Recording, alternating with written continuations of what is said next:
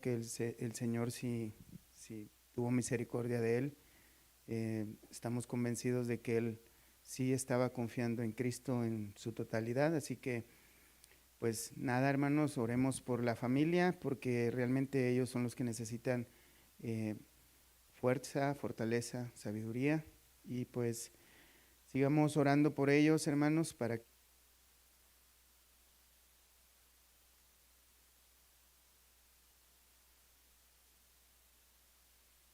dar inicio. Cierren sus ojos, vamos a orar para que sea nuestro Dios quien nos hable por medio de su palabra. Oremos a Dios. Buen Dios y Padre, gracias te damos, Señor, porque nos concedes una vez más estar acá, reunidos para escuchar tu palabra. Gracias, Señor, porque tú has motivado un buen número de hermanos para que se reúnan esta tarde de miércoles a escuchar de tu palabra. Queremos pedirte, Espíritu Santo, que seas tú abriendo nuestro entendimiento, especialmente porque hoy vamos a hablar un poquito acerca de la grandeza de la obra que tú has hecho en medio de tu iglesia a lo largo de estos siglos, y cómo es que muchas veces nosotros, sin darnos cuenta, estamos entristeciendo al Espíritu Santo.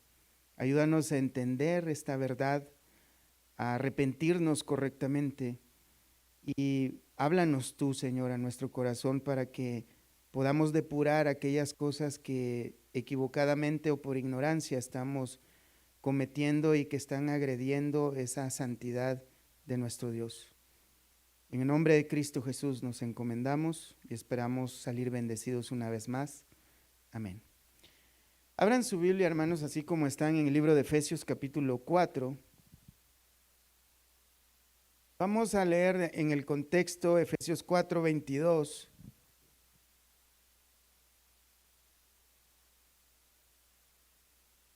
Nos vamos a enfocar únicamente en el verso 30, pero quiero agarrar un poquito de contexto del verso 22, y dice la palabra de Dios: en cuanto a la pasada manera de vivir, despojaos del viejo hombre que está viciado conforme a los deseos engañosos, y renovaos en el espíritu de vuestra mente, y vestíos del nuevo hombre creado según Dios en la justicia y santidad de la verdad.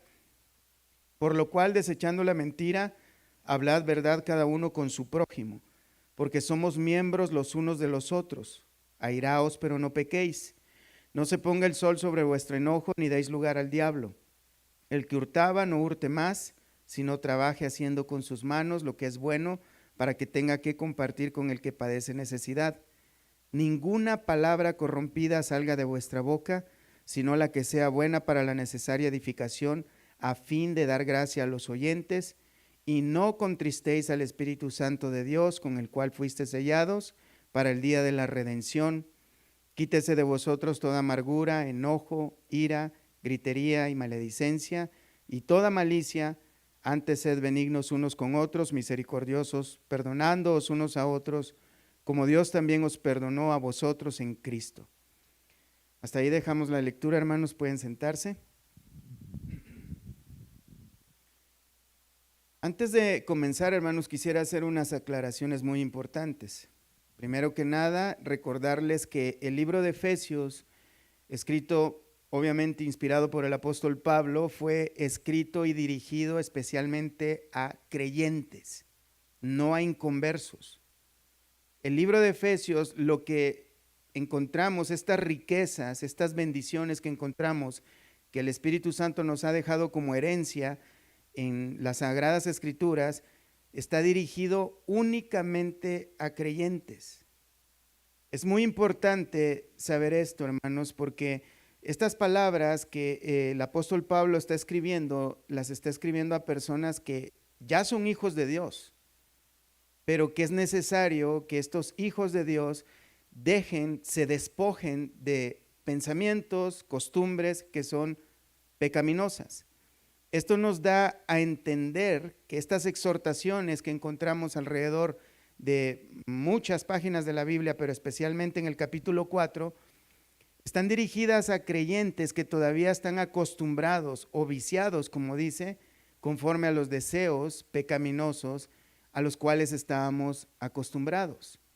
De manera, hermanos, que los creyentes no somos perfectos, como ya sabemos todos, ¿verdad? Los creyentes no somos unos santitos.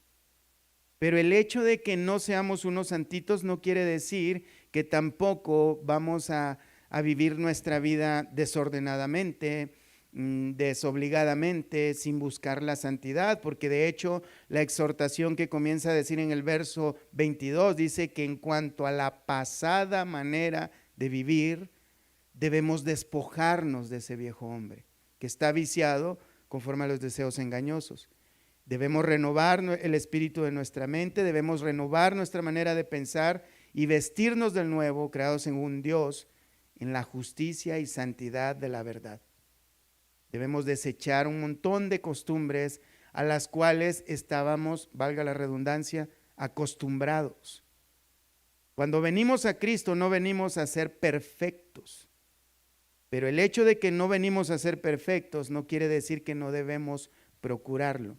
La exhortación que veremos hoy está en el verso 30 y es a no contristar el Espíritu Santo de Dios. Es interesante de que este mandamiento, esta instrucción que Dios nos da, está en medio de varios pecados que son bastante comunes entre todas las personas, aún en los cristianos. No está en medio de los peores pecados y más sucios pecados o delitos que se puedan cometer, sino de cosas bastante insignificantes a los ojos de muchos. Estamos hablando de la mentira, del robo. A veces algunas personas piensan que hacer trampa a la hora de hacer impuestos o robarse una piececita que encontraron mal tirada por ahí, piensan que eso no es pecado. El enojarse, piensan algunos que no es pecado. El hecho de decir mentiras, vemos que es pecado de las cosas de las cuales muchos están acostumbrados a vivir de esa manera, lo cual dice la palabra de Dios que debemos de despojarnos de ese tipo de comportamientos. No contristar al Espíritu, la palabra contristarse significa no entristecer. De manera, hermanos, de que es una palabra que habla de causar dolor o pena o tristeza, un pesar muy fuerte. Es muy importante notar que este mandamiento viene después de no dar lugar al diablo. Muchas veces nosotros podemos dar lugar al diablo en el caso del enojo. Si nosotros nos enojamos injustamente y no procuramos arreglar la situación en el momento, podríamos albergar amarguras y todo tipo de mal pensamiento que ocasiona que el diablo juegue con nuestras emociones y pensamientos al punto de provocar que pequemos más. Le estamos dando oportunidad al diablo. Y ahora nos dice que no contristemos al Espíritu Santo de Dios. Y no podemos negar que es verdad que el diablo tiene participación muy importante a la hora de que una persona se someta al pecado. Pero también tenemos el contraste que el Espíritu Santo tiene una participación mucho más importante en nuestra vida cristiana. De manera, hermanos, de que deberíamos de poner mucha más atención en ver todo lo que tiene que ver con el Espíritu Santo de Dios, tener una buena relación con Él, antes que pensar en todo lo que tenga que ver con el diablo, porque hay cristianos que tienen más conciencia del diablo y de los demonios que del mismo Dios. Nosotros no tenemos nada que ver con el diablo, más que resistirlo y no darle oportunidad, ocasión de que juegue con nuestra mente, con nuestro corazón, pero sí tenemos mucho que ver y tenemos que tener una muy buena relación con el Espíritu Santo de Dios. De manera, hermanos, que ¿a qué se refiere o cómo, cuándo es que nosotros contristamos o entristecemos al Espíritu Santo? Me di la tarea de elaborar una historia para ilustrar esta situación. Algún parecido es pura coincidencia, hermanos, yo no conozco a nadie así. Para mejor ilustración y aprovechando que estamos en el mes internacional comercial de las madres, vamos a hablar de una madre de familia que tenía 7 hijos mayores, adultos. Ella estaba organizando una cena para convivir con todos ellos. Les extendió la invitación a todos ellos. También quería aprovechar la ocasión para repartir o llamar al representante legal para que se hiciera la lectura del testamento de todos los bienes que el padre de familia, que ya había fallecido, les repartiera a todos sus hijos después de morir. Uno de ellos, al recibir la invitación, se excusó con una mentira, porque realmente él no quería convivir con los demás porque todos eran unos hipócritas. Así que, y no se llevaba bien con sus hermanos. Así que él decidió no asistir. Otro de ellos no quería asistir porque estaba airado, estaba enojado con otro hermano, porque en el pasado le había robado algo y no lo había perdonado. Se había creado una raíz de amargura en él, rencor y odio. El resto decidieron asistir, pero no de muy buena gana, porque no había muy buena relación entre ellos. En medio de la cena, comenzó la cena, la madre muy contenta, comenzó a compartir con sus hijos, pero comenzó una discusión entre los hermanos. La cena se llenó de gritos por causa de la amargura que había entre algunos de ellos, algunos acusando a otros porque los acusaban de que ellos habían sido los favoritos o porque otros se habían esforzado más en el cuidado de la madre de familia, y pues ya sabrán todo tipo de pleitos que se pueden dar entre familia. A mí me han platicado, yo no sé.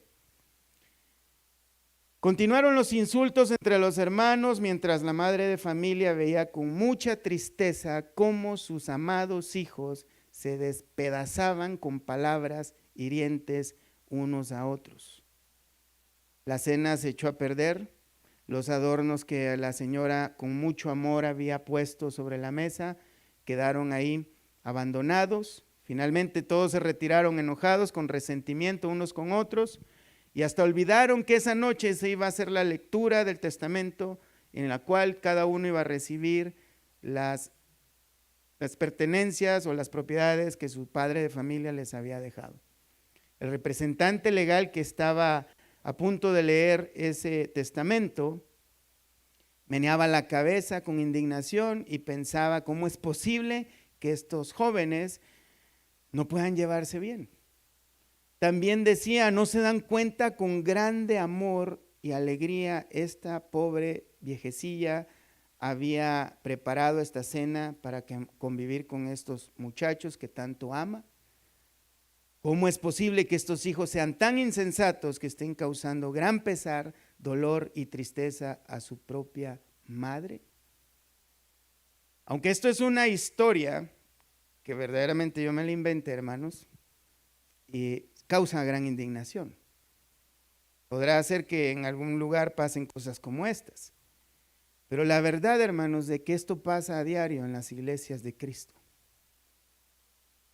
Los creyentes se niegan a abandonar todo comportamiento pecaminoso que entristece a Dios.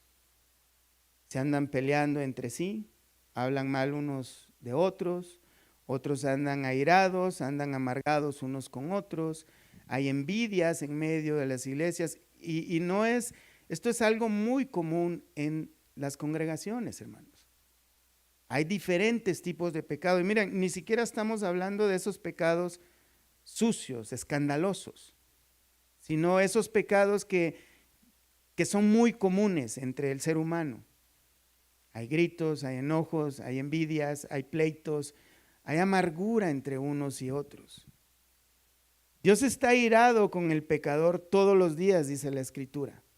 Pero cuando se trata de sus hijos, no existe esa ira, porque la ira ya no existe para los hijos. Pero sí hay una indignación, hay un dolor muy fuerte que nosotros ocasionamos a Dios cuando pecamos. Todo pecado cometido por un creyente, por el pueblo de Dios, ofende a Dios, pero le causa un dolor muy profundo en su corazón. Muchas veces no nos sentimos mal nosotros por nuestros mismos pecados. Y otras veces, si es que nos llegamos a sentir mal por los pecados, no es por las razones correctas. A veces nos sentimos mal por nuestros pecados porque ese pecado nos hace ver mal ante los demás. O muchas veces nos preocupa el pecado que todavía practicamos porque tenemos temor del castigo. Y a veces pensamos, Dios me va a castigar por este pecado que he cometido. Entonces, las motivaciones nuestras no son las razones correctas para apartarnos del pecado, sino por temor a un castigo o a las consecuencias, o porque alguien nos está viendo y nos sentimos derrotados o no nos sentimos tan hermosos y bellos o espirituales ante los demás. Porque tenemos la tendencia muchas veces a medir nuestra espiritualidad comparándonos con otros, cuando lo que tenemos que compararnos es con Jesús. La verdadera razón para sentirnos mal por nuestro pecado no es por un fracaso, no es porque nos haga sentir mal a nosotros con nosotros mismos, sino porque el pecado es una ofensa directa a Dios. ¿Se acuerdan del hombre, aquel muchacho, el muchacho que había, ¿cómo se dice? El hijo pródigo. Cuando regresa arrepentido con su padre, él reconoce y dice: pecado contra el cielo y contra ti. Y pide no ser tratado ya como un hijo, sino como un sirviente. De manera, hermanos, que nosotros cuando pecamos, pecamos directamente contra Dios. Y así es como nosotros debemos ver nuestros pecados, como una ofensa directa a Dios. No como algo que nos hace ver menos hermosos o menos espirituales o que nos haga sentir culpables de que nos va a llegar un castigo, sino algo que verdaderamente ofende a nuestro Dios. Pocas veces consideramos que nuestro pecado entristece a alguien que nos ama con amor eterno. No es necesario que el creyente cometa terribles pecados, esos de los más escandalosos o hasta crímenes, para entristecer el Espíritu Santo de Dios. Basta y sobra con decir mentiras, como ya lo mencionamos. Basta y sobra con enojarnos por razones injustas. Basta y sobra con robar o mentir para obtener algún beneficio económico o hacer fraude o lo que se le llama tranzas.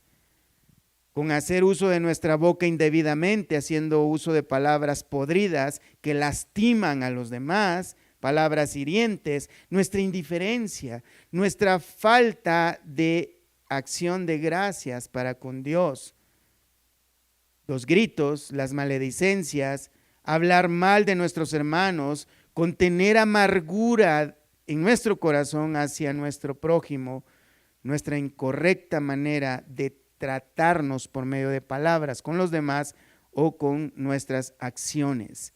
Eso entristece el corazón de Dios. De manera que el Espíritu Santo de Dios puede ser entristecido cuando ve ese pecado continuo en el creyente.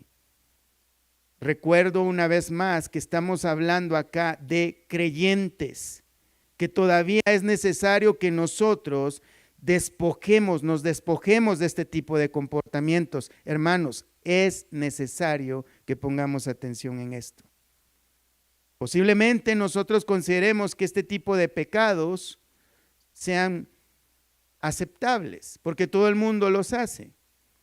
O porque conocemos a alguien que tiene más tiempo o ocupa una posición dentro de la iglesia de alto rango más que yo, y tal vez considero que por eso, ya que esta persona practica cierto pecado, yo también puedo hacerlo. Pero eso es algo muy equivocado, porque eso entristece el corazón de nuestro Dios. Pecar contra nuestro hermano, herir su conciencia, lastimarle, ofenderle, robarle, decirle mentiras, no solo es un pecado contra nuestro hermano, nuestro prójimo, sino es un pecado contra Dios mismo, directamente con Dios. Pero antes de continuar con esto, hermanos, quisiera detenerme un poquito para hablar de quién es el Espíritu Santo de Dios. Vemos en la misma frase de nuestro texto que dice que no contristemos al Espíritu Santo de Dios. Ahí podemos ver que es el Espíritu que proviene de Dios. Vamos a hablar un poquito de quién es Él, por causa de la grande confusión que hay en muchas iglesias. Muchos cristianos no saben quién es el Espíritu Santo de Dios. Hay algunas personas que piensan que el Espíritu Santo de Dios es una fuerza, una influencia. Los testigos de Jehová piensan que esto es el Espíritu Santo de Dios. Hay algunas personas que dicen que el Espíritu Santo de Dios, hablando con respecto de la Trinidad de Dios, algunos piensan de que Dios en momentos es el Padre, en otros momentos es el Espíritu, en el otro momento es el Hijo. Así que a esto se le conoce como, y es una herejía por cierto, se le conoce como modalismo, que Dios adopta ciertos modos para comunicarse con nosotros, pero es una herejía. Nosotros, hermanos, necesitamos poner atención a lo que dice la palabra de Dios.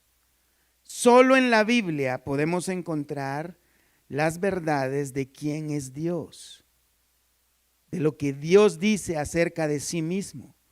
Esos asuntos de que alguien dice, no, pero sí, o sea, ahí dice esto, pero a mí Dios me mostró, eso es falso, es una herejía.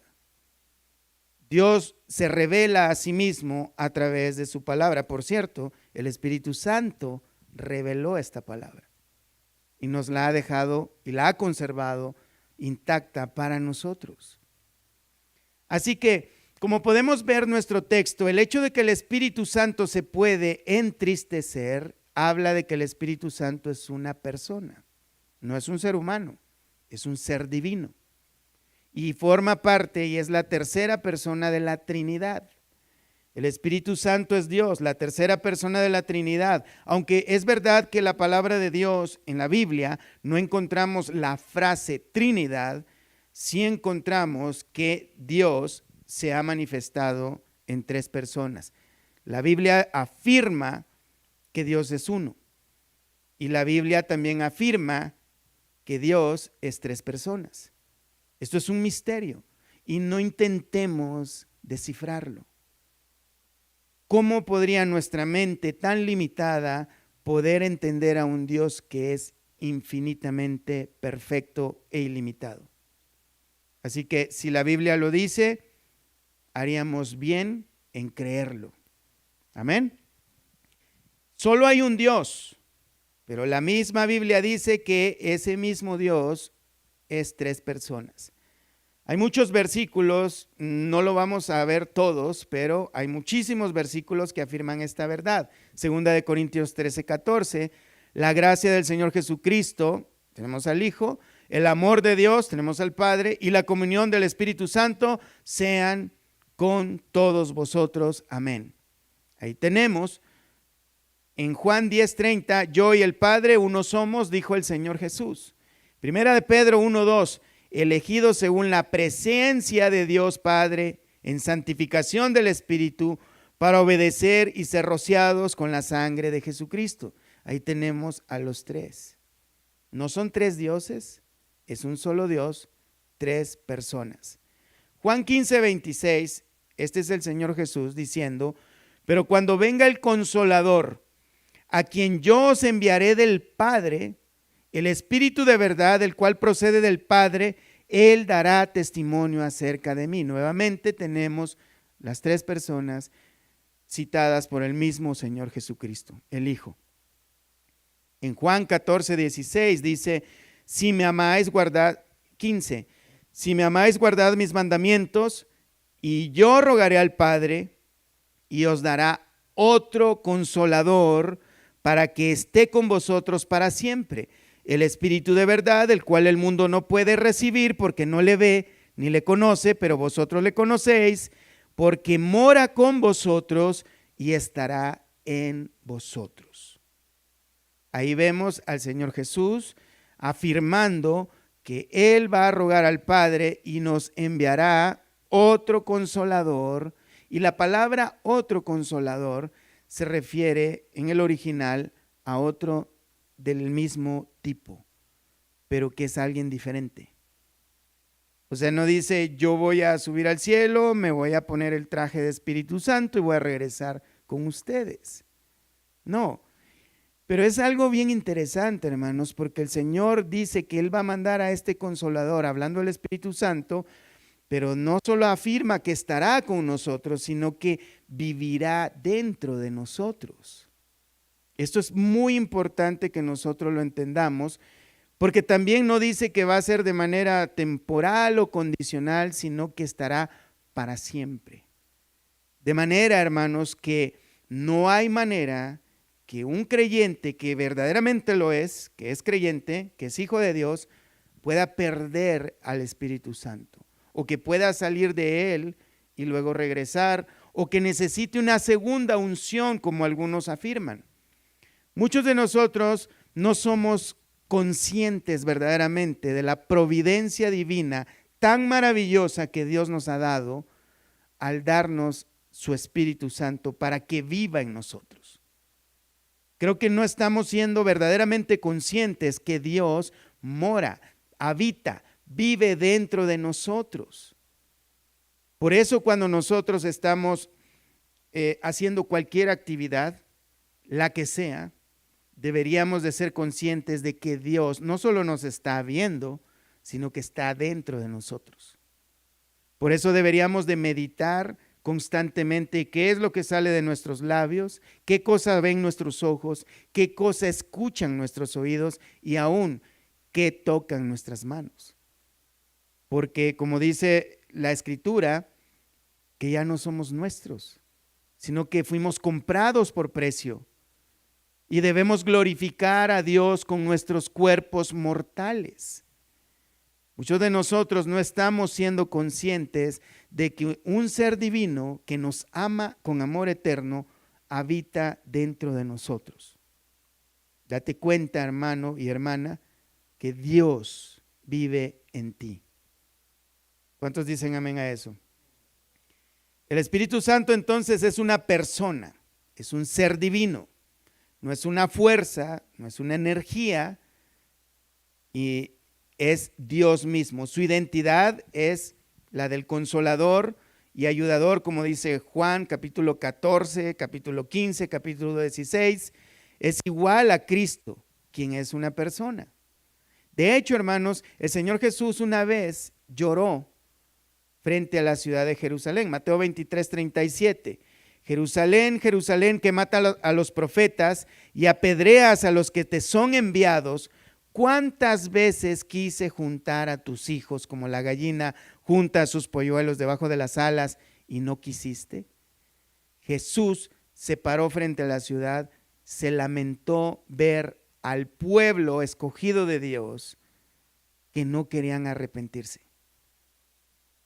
Lo mismo pasa con nosotros cuando el Espíritu Santo de Dios ya mora en nosotros y vivimos nuestras vidas bien desobligadas. Cuando somos indiferentes a la santidad de Dios, cuando no queremos comprometernos a procurar, buscar y perseguir la santidad. También frente a la tumba de Lázaro, el Señor Jesús lloró, pero no lloró porque Lázaro estaba muerto, Él estaba a segundos, a minutos de resucitarlo. Él lloraba muy posiblemente porque veía a los demás y veía las consecuencias del pecado que estaban provocando la muerte de gente que él amaba tanto. Nosotros, con nuestras acciones y comportamientos, hacemos que el Espíritu Santo de Dios se entristezca. De manera que el Espíritu Santo es una persona, la Escritura lo menciona constantemente. El Espíritu Santo tiene intelecto, como dice 1 Corintios 2:11, tiene sentimientos, como dice Romanos 8:27, Romanos 15:30, tiene voluntad, 1 Corintios 2:11, Él hace una labor, Él trabaja en 1 Corintios 12:11, escudriña los corazones, 1 Corintios 2:10, habla, Hechos 13:2, testifica, Juan 15:26, enseña, Juan 14:26, convence, Juan 16:8, regenera, Juan 3:5, intercede, 8:26 de Hechos, guía, Juan 16:13, glorifica a Cristo, que esto es algo muy importante, como dice Juan 16:14. El Espíritu Santo de Dios tiene como principal función glorificar a Cristo, no glorificarse a sí mismo. Hay un gran malentendimiento de quién es el Espíritu Santo de Dios y cuál es su obra. Como les decía hace unos minutos, la principal función del Espíritu Santo de Dios es producir el carácter de Cristo en nosotros, producir santidad, glorificar a Cristo. De hecho, 2 Corintios 3:18 dice: por tanto, nosotros todos, mirando a cara descubierta como en un espejo la gloria del Señor, somos transformados de gloria en gloria en la misma imagen. ¿Cuál imagen? La de Cristo, como por el Espíritu Santo. Muchas personas consideran al Espíritu Santo nada más como hablar en lenguas, tener visiones, tener sueños raros, experiencias raras. El Espíritu Santo de Dios no es estas cosas. Está muy lejos de ello. De hecho, la función del Espíritu Santo no es producir este tipo de experiencias, si es que fuesen verdaderas.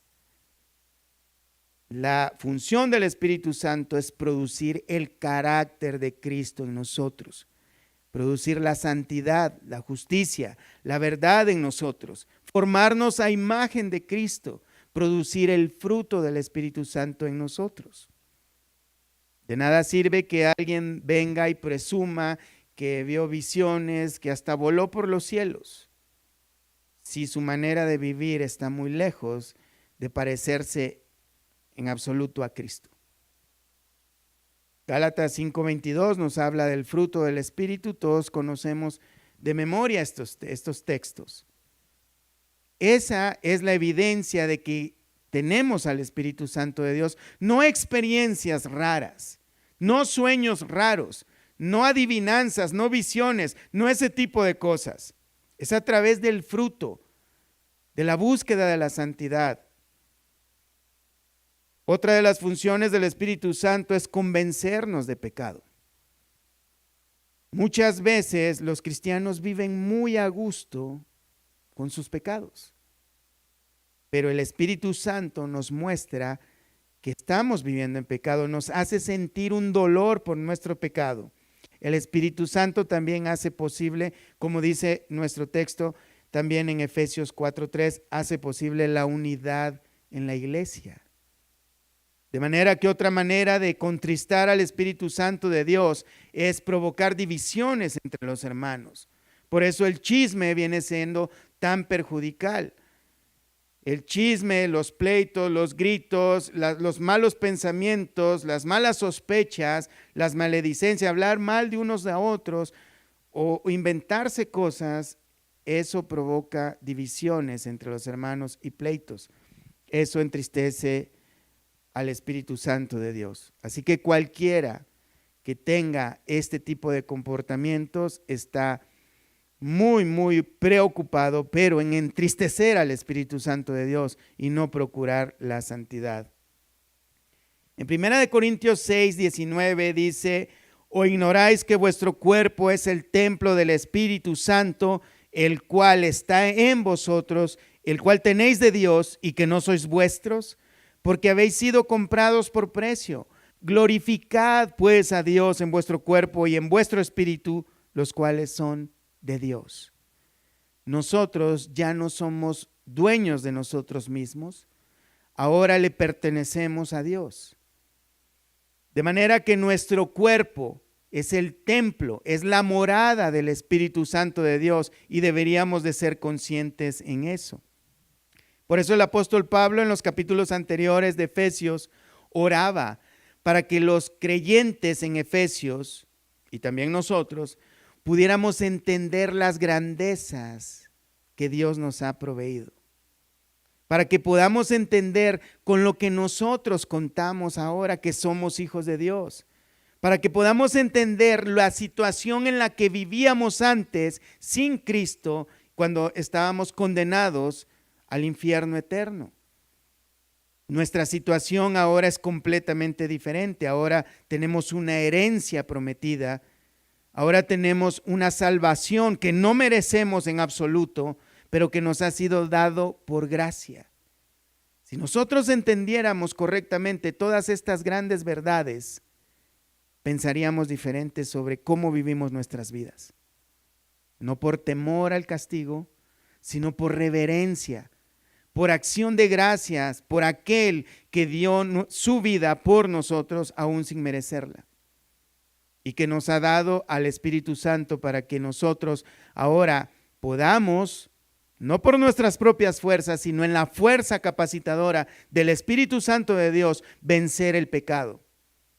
Se habla mucho de pelear con demonios, guerra espiritual por aquí. Y ahí andan gritándole a los demonios, y yo estoy seguro los demonios se han de carcajear ver a cristianos haciendo el ridículo. Pero con lo que debemos de pelear es con nuestro propio pecado, no entristeciendo al Espíritu Santo de Dios, desechando la malicia, la amargura, los gritos, los malos pensamientos, los robos, el enojo, todo ese tipo de cosas. No gritándole a los demonios, por cierto, gritos a los demonios y airados con los demonios. Ya no somos nuestros, ahora le pertenecemos a Dios y el Espíritu de Dios vive en nosotros. No hay ninguno que sea hijo de Dios, ninguno que se llame hijo de Dios, ningún cristiano verdadero que no tenga al Espíritu Santo de Dios. Romanos 8:9 dice: mas vosotros no vivís según la carne, sino según el Espíritu, si es que el Espíritu de Dios mora en vosotros, y si alguno no tiene el Espíritu de Cristo, no es de él. No hay cristiano que no tenga el Espíritu Santo de Dios. De manera que al Espíritu Santo de Dios lo recibimos en el momento en que creímos. Si tú has creído en Cristo, en su obra, tú tienes al Espíritu Santo de Dios ya en este momento morando en ti. Si alguien no tiene al Espíritu Santo de Dios morando dentro de sí, todavía no es hijo de Dios, y si muere así, va a ir al infierno. No hay manera que una persona pueda ser cristiano verdadero, un verdadero hijo de Dios, si no tiene al Espíritu Santo de Dios, porque viene junto con la fe. Lo recibimos en el momento de que creímos. Cuando una persona se convierte a Cristo, entonces recibimos una garantía de parte de Dios, que es lo que continúa en nuestro texto. No contristemos al Espíritu Santo de Dios, con el cual fuimos sellados para el día de la redención. El apóstol Pablo hace referencia a un sello, y este sello es una garantía.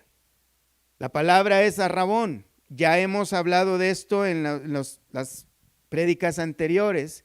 Pablo no es primera vez que lo menciona en el libro de Efesios.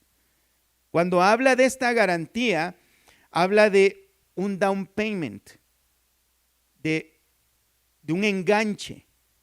De manera es que Dios nos da esa garantía de que nosotros somos de Él, que ya le pertenecemos. Él nos ha dado una porción de lo mucho que Él ha prometido darnos en el día cuando Cristo venga por su iglesia.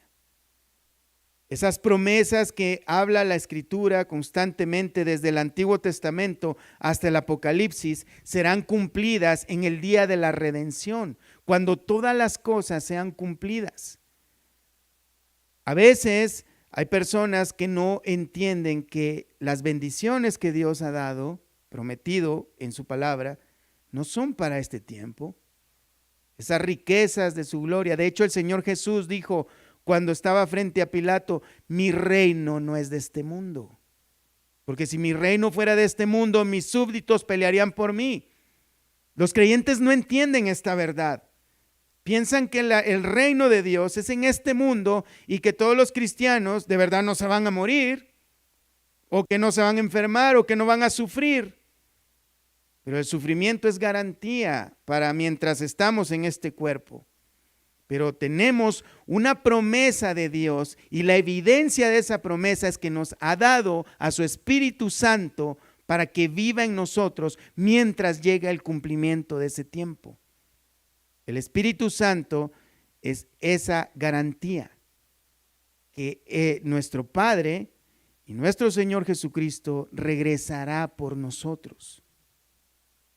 Por eso Pablo da el mandamiento de no contristar al Espíritu que ya está en nosotros, que está aguardando en nosotros para ese día final. Mientras ese tiempo pasa, nosotros debemos procurar vivir en santidad en lo más que se pueda en nuestro esfuerzo. Lo que quiere decir es que ese Espíritu que Dios nos ha dado, esa garantía que Dios nos ha dado, es la evidencia de que Dios nos ha apartado para sí mismo. Por eso es que nosotros ahora podemos sentir un deseo de buscar a Dios. Por eso es que ahora podemos nosotros sentir un deseo de apartarnos del pecado, aunque no seamos, ese deseo no sea perfecto, que no lo realicemos en perfección. Por eso es que ahora tenemos un deseo de leer su palabra, de dirigirnos a Dios. La evidencia no es experiencias paranormales. La evidencia es un deseo de santidad, un deseo de apartarse verdaderamente del pecado, un deseo de cosas nuevas que antes no teníamos y un aborrecimiento por el pecado que antes disfrutábamos, aunque a veces caigamos en él. Es bien diferente la manera en cómo nosotros ahora vemos nuestras vidas, cómo vemos a nuestros hermanos, la manera en cómo vemos a los perdidos. Ya no los vemos como personas asquerosas que no queremos ver, sino como compasivamente les vemos y queremos que ellos también disfruten de esta salvación. Por eso nos preparamos, ¿verdad?, para predicar el Evangelio. ¿Sí es así, hermanos? Eso espero. A veces podríamos interpretar, hermanos, que nuestras circunstancias son evidencia del enojo de Dios para con nosotros, o el desagrado de Dios hacia nosotros. A veces podríamos interpretar que porque las cosas no están marchando bien, entonces todavía yo no soy hijo de Dios y necesito la unción del Espíritu Santo.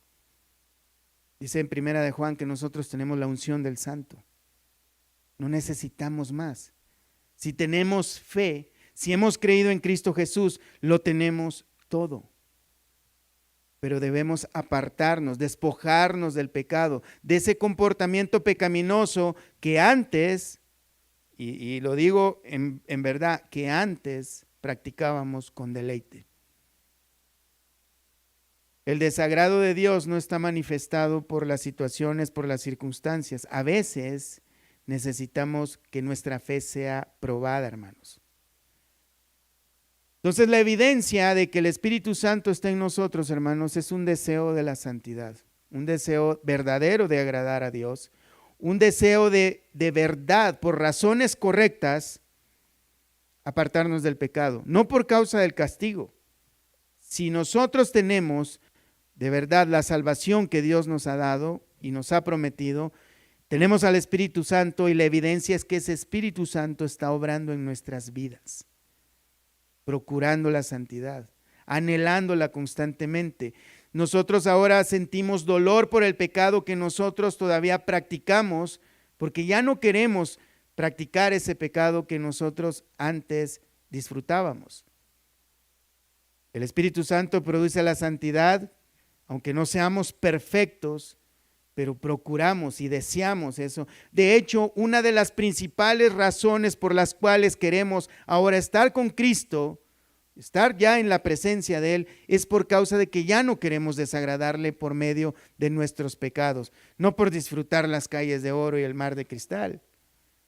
Ahora sentimos dolor por el pecado. Esas son las evidencias que tenemos al Espíritu Santo de Dios en nosotros. Y una de las principales que estamos aprendiendo hoy, un deseo de no entristecerlo, una mayor conciencia de que cada uno de nuestros pecados no solamente ofenden a Dios, sino que le entristecen. Ahora debemos de tener mayor conciencia de que nuestras palabras no solo ofenden al prójimo, sino que también ofenden a Dios directamente. ¿Qué podemos hacer entonces si hemos entristecido constantemente al Espíritu Santo de Dios por medio de nuestros comportamientos pecaminosos? La solución es simple y todos la sabemos: el arrepentimiento. El arrepentimiento, hermanos.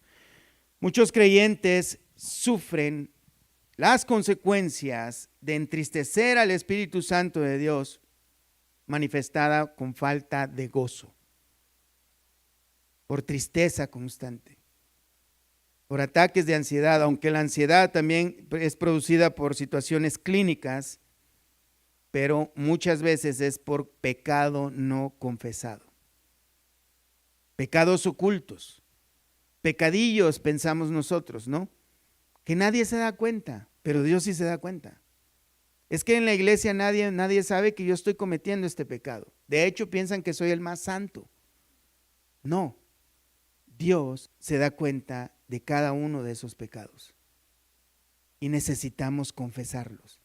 Algo que es muy importante, hermanos, que el pecado no lo debemos de ver como simples deficiencias o simples imperfecciones. Como hemos estado viendo, no estamos viendo los pecados más sucios y más abominables como el asesinato y todo ese tipo de cosas. Estamos hablando de cosas del día a día: mentiras, robos, gritos, ofensas, malas palabras, ese tipo de cosas. Amargura, que por cierto, el amargado ni siquiera es consciente que está amargado, hasta que se da cuenta que sus palabras solo salen cosas malas. Son pecados bastante difíciles de identificar, pero por eso necesitamos ser conscientes, hermanos, orar a Dios que nos muestre cada vez nuestro pecado. Necesitamos llamar al pecado pecado, como Dios le llama, pecado, y como algo que aborrece Dios y que entristece al Espíritu Santo, con el cual hemos sido sellados para el día de la redención. Necesitamos confesarlo tal como es. Señor, yo soy mentiroso, y tú dices en tu palabra que la mentira tú la aborreces. Señor, yo tengo el pecado de enojarme constantemente, de ser alguien corajudo. Y tu palabra dice que esto es un pecado que tú aborreces y que entristece al Espíritu Santo de Dios. Señor, yo tengo el problema de ser chismoso, aunque nos dé vergüenza, llamémoslo como pecado. Pero es que a veces nosotros no creemos que esos pecados están en nosotros, que están en todos los demás y que es muy visible. Pero sí es visible para Dios. Tal vez sea más visible en otro, pero es que nosotros tenemos la tendencia de ver mucho el pecado del otro y no el de nosotros. Tal vez el otro hermano piensa lo mismo de mí, pero solo Dios sabe la verdad. Pero si hay un poquito de pecado, deberíamos de verlo como bastante pecado y llamarlo como tal. Pecado es pecado ante los ojos de Dios. Ha sido pecado antes, es pecado ahora y será siendo pecado siempre. Y lo debemos confesar.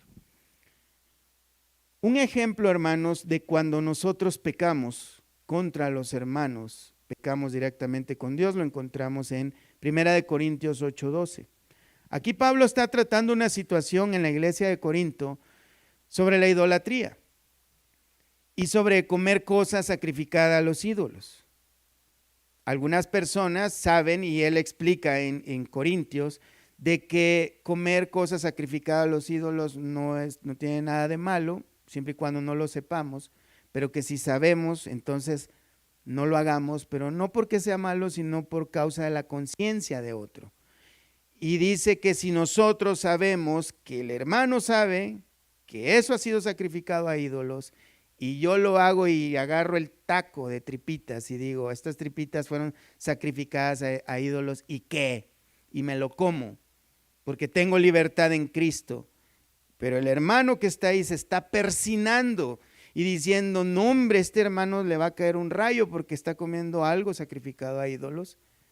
Estoy pecando contra él y contra Dios. Dice, de esta manera pues, pecando contra los hermanos e hiriendo su débil conciencia, contra Cristo pecáis.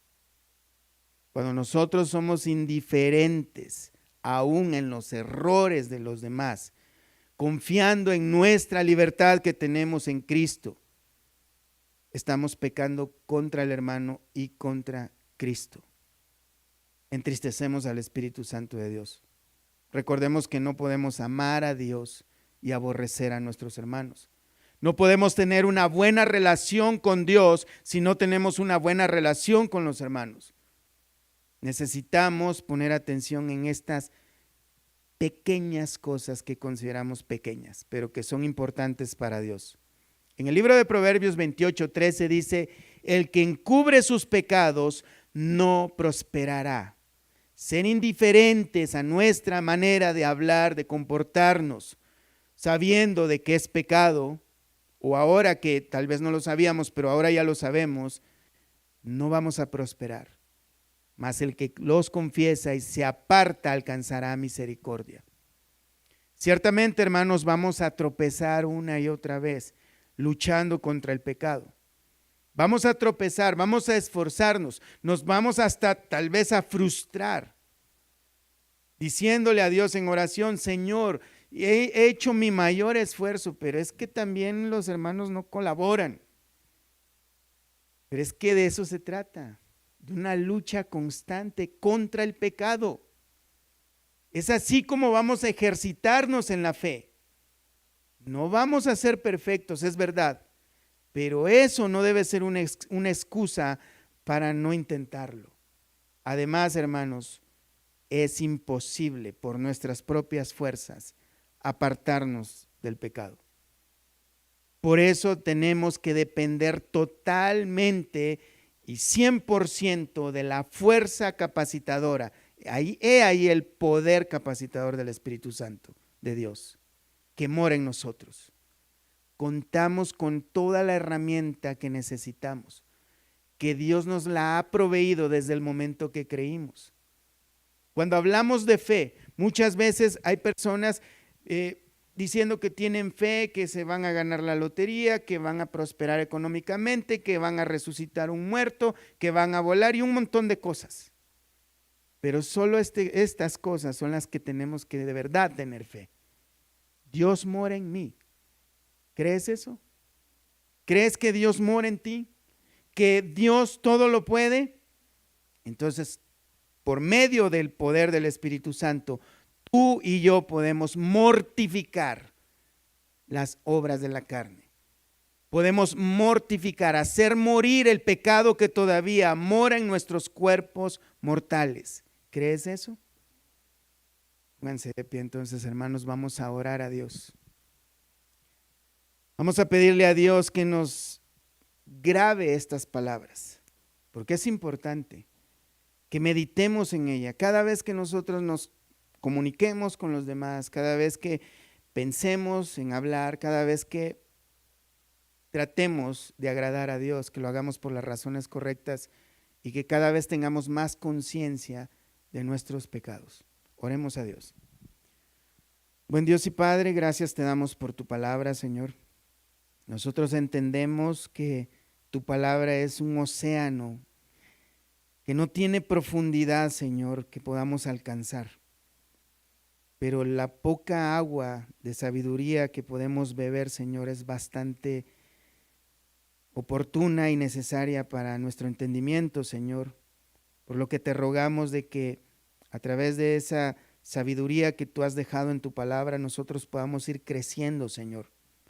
No solo en conocimiento intelectual, sino en conocimiento práctico.